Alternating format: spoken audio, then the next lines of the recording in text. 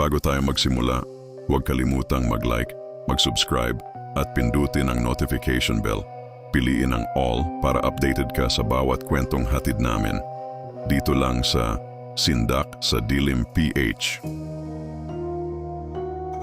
Bago pa man maitayo ang Pantabangan Dam, ang Pantabangan ay isang tahimik at masaganang bayan sa Nueva Ecija. Isang lugar na ang buhay ay umiikot sa lupa, tubig at pamilya. Sa umaga, maririnig ang huni ng ibon at ang yabag ng mga magsasakang papunta sa kanilang palayan. Sa hapon, ang mga bata ay naglalaro sa kalsada habang ang mga matatanda ay nagkukwentuhan sa lilim ng puno. Sa gitna ng bayan, nakatayo ang isang simbahan, matibay at tahimik, saksi sa bawat kasal, binyag at huling pamamaalam. At sa tabi nito, ang sementeryo, kung saan payapang nakahimlay ang mga ninuno.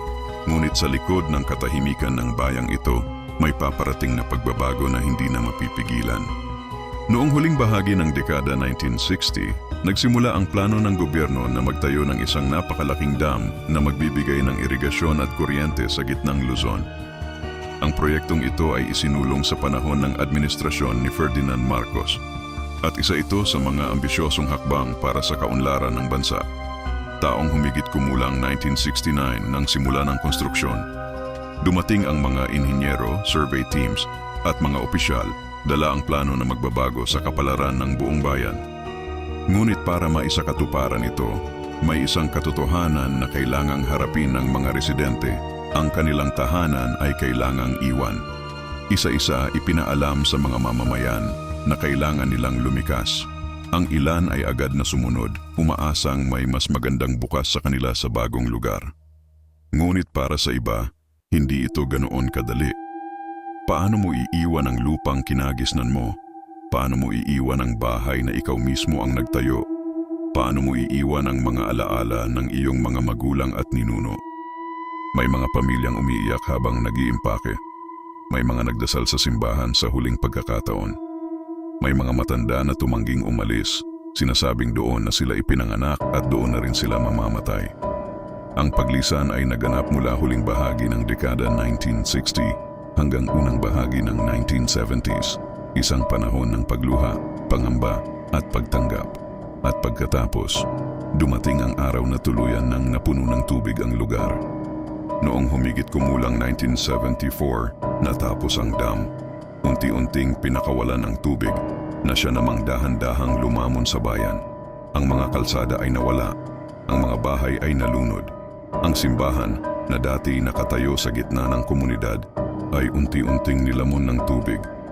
At ang sementeryo, hindi lahat ay nailipat. May mga puntod na naiwan, may mga labi na hindi na nagalaw. At sa loob ng ilang buwan, ang dating buhay na bayan ng Pantabangan ay tuluyan ng naging isang malawak na lawa. Lumipas ang mga taon at ang lugar ay naging tahimik, para bang ang lahat ay nalimot na. Ngunit tuwing dumarating ang tagtuyot, may mga bagay na muling lumilitaw. Kapag bumababa ang tubig, makikita ang mga guho, mga pader ng bahay, bahagi ng simbahan at minsan, ang mga lumang puntod. Para bang may nais ipaalala ang nakaraan. Para bang may gustong magsalita mula sa ilalim ng tubig. At doon nagsimula ang mga kwento. May isang mangingisda na nagsabing, habang siya ay nasa gitna ng lawa sa gabi, napansin niyang may isang anino na nakatayo sa ibabaw ng tubig. Isang tao, hindi gumagalaw, hindi lumulubog, nakatingin lamang sa kanya. Nang siya'y kumurap at muling tumingin, wala na ito. Ngunit hindi doon nagtapos ang mga kwento. May isang grupo ng kabataan na naglakas loob pumunta sa exposed ruins noong tagtuyot.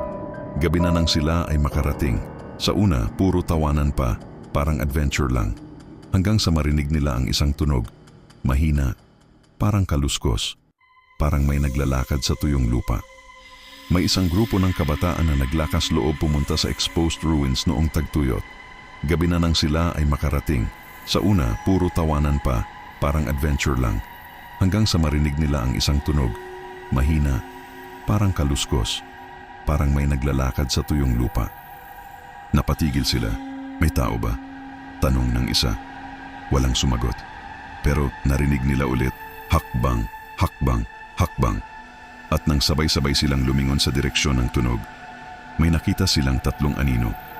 Nakatayo sa gilid ng dating sementeryo. Hindi gumagalaw, hindi nagsasalita, at ang pinakanakakatakot, wala silang mukha. Biglang nagtakbuhan ang grupo, ngunit ayon sa isa sa kanila, habang siya ay tumatakbo, naramdaman niyang may humawak sa kanyang balikat, malamig, mabigat, parang may gustong pigilan siya. Paglingon niya, walang tao, pero may bakas ng kamay sa kanyang balikat, hindi doon natapos. May isang matandang caretaker na nagsabi na minsan, habang siya ay nagbabantay sa dam sa madaling araw, may nakita siyang isang babae na naglalakad sa gilid ng tubig. Dahan-dahan. Parang may hinahanap, tinawag niya ito. "Nanay, bawal dyan." Hindi ito lumingon. Patuloy lang sa paglalakad, hanggang sa tuluyan itong pumasok sa tubig at hindi na lumabas. Ngunit ang pinakakinatatakutan ng mga nakarinig ng kwento ay ang tunog ng kampana. May mga gabi na tahimik ang buong paligid. Walang hangin, walang alon. At bigla, maririnig mo ding, ding, ding. Parang may misa sa ilalim ng tubig. Parang may mga kaluluwang hindi pa tapos magpaalam. At may isang lalaking nagsabi na nang sinubukan niyang sundan ang tunog na yon, nakita niya ang lumang simbahan, buong buo, hindi wasak, hindi lubog, nakatayo, sa gitna ng dilim. At sa loob nito, may mga tao, nakaupo, tahimik, nakayuko, parang may misa. At nang siya'y napalapit, sabay-sabay silang tumingin sa kanya. Walang mata, walang ekspresyon, at sa iisang tinig, bumulong, "Huli ka na sa paglisan." At sa isang iglap, nawala ang lahat, bumalik ang lawa, tahimik, parang walang nangyari. Hanggang ngayon, wala pang makapagpapatunay kung ang mga ito ay totoo o bunga lamang ng imahinasyon. Ngunit para sa mga nakaranas, sapat na ang kanilang nakita at narinig upang maniwala na may mga bagay na hindi basta nawawala. Dahil minsan, ang mga lugar na may malalim na kasaysayan ay may mga alaala na hindi kayang lunurin ng tubig.